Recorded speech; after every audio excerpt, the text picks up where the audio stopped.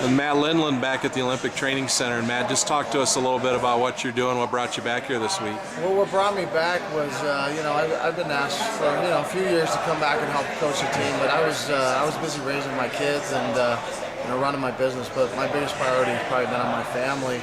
And my daughter's, just about a few months away from going to college, and my son's already in college. So I freed up a little of my time to come back in and help the Greco program and USA Wrestling, and get these guys qualified. We got some weights to qualify for the division. We got to get some medals at the Olympics. So I want to come out here and help.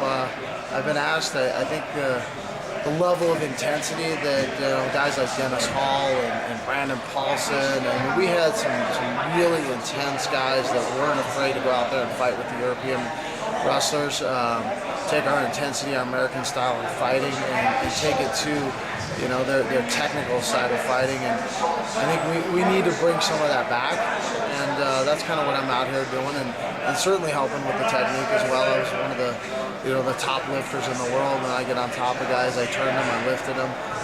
So I'm helping these guys just train and prepare, get ready for these qualifiers. We've got some really important tournaments coming up. You train here full time. What's it like being back? Probably brings back a lot of memories, obviously. I love Colorado Springs as a town. I love being around the Olympic Training Center, the level of athletes, and just the Olympic spirit, the movement, everything about it, inspires you.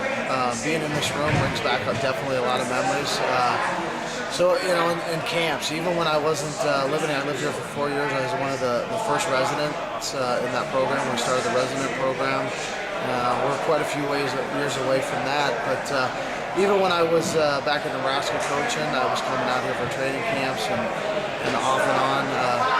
This is where you need to train. If you want to be a world-class Greco-Roman wrestler in the United States, you need to be at the Olympic Training Center with the coaches, with the other athletes, and just being around this kind of intensity and this kind of environment really prepares you for what you got to go do internationally.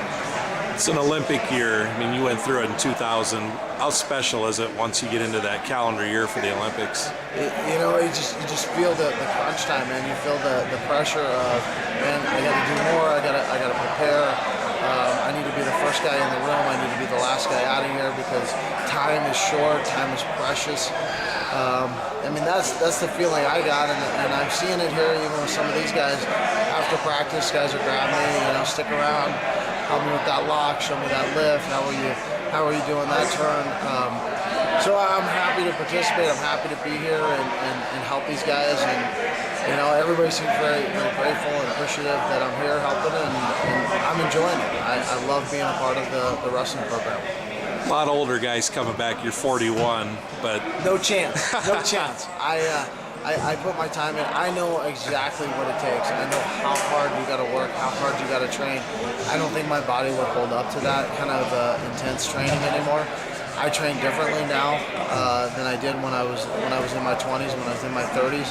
At 41, I want to push, and I'll push for a day, I'll push for 2 days, and then if I try to push a third day, stuff just starts breaking down, and I feel the age. I really do.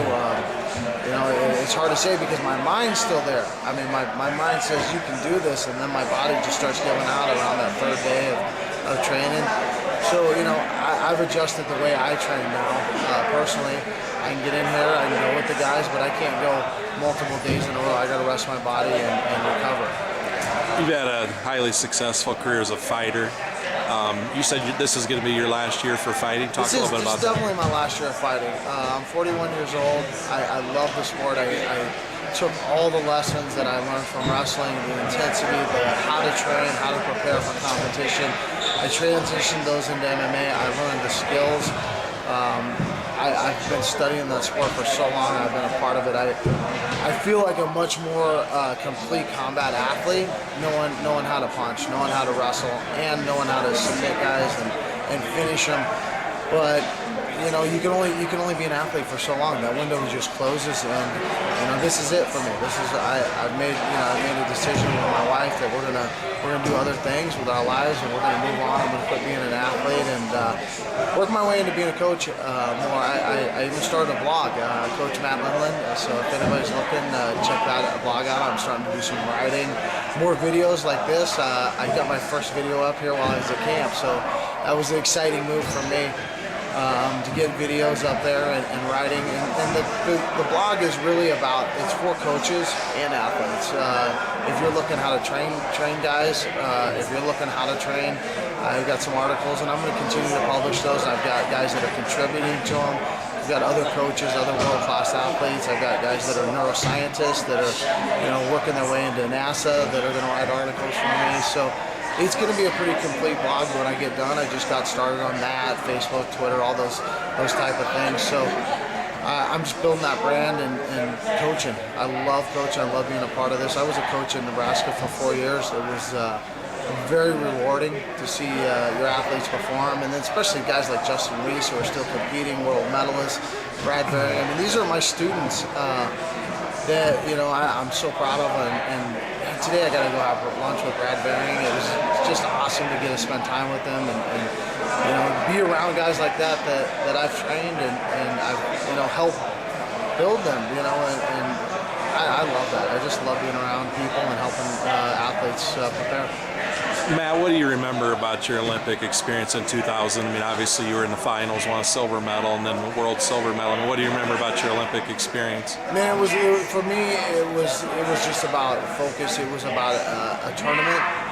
The one thing that the advice that I would give an athlete when he gets to the Olympic Games is treat it like another competition. Don't get overwhelmed by the opening ceremonies and the hype and everything. When you get to the Olympics, it's about competition and it's about competing. It's about doing what you did to get there and just continuing to do that.